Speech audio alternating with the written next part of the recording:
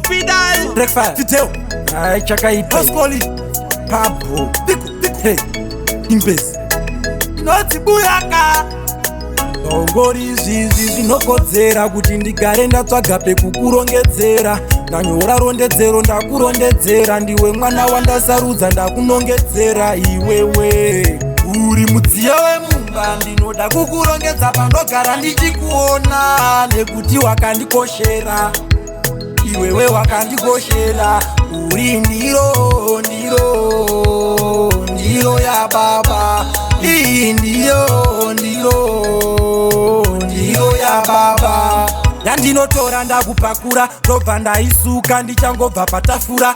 Imi iyi ndiyo ndiro yandasarura, ndiro yakanaka yakashongedzwa nemaruva. Haipakurirwe shamwari nehama kwete, ndinoidyira sadza nenyama chete. Handikangoishaya pachikuva chete, mumwe anotopapinda muguva chete.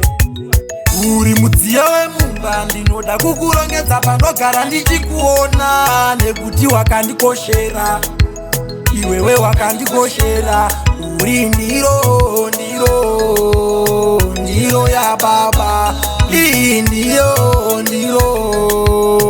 Ndiro Yababa. Ndichenda nayo nyangwe kumabhavhadhe, ndinoenda nayo kuchechi every Saturday. It's my special plate. Ndinoenda nayo kwese kwandinoitwa guest. Kinzwe munzwe iyi ndiro ndinoida zvakadzama, ndikangoona pane buri ndorinama. Wakanaka kubva kutsoka uri mbama, ndizvo zvandituma ndiimbe izvi zvakadzama kuti uri mudziyo wemumba, ndinoda kukurongedza pandogara ndichikuona, nekuti wakandikoshera, iwewe wakandikoshera. Uri Ndiro Yababa. Ndiro Yababa.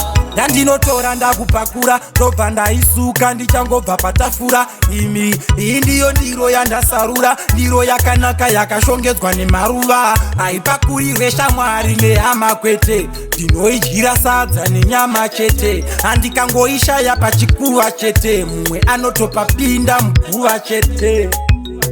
Uri mudziyo wemumba, ndinoda kukurongedza pandogara ndichikuona, nekuti wakandikoshera, iwewe wakandikoshera. Uri Ndiro Yababa. Ndiro Yababa.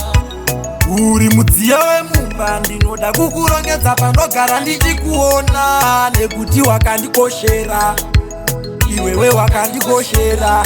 Uri Ndiro Yababa. Ndiro Yababa.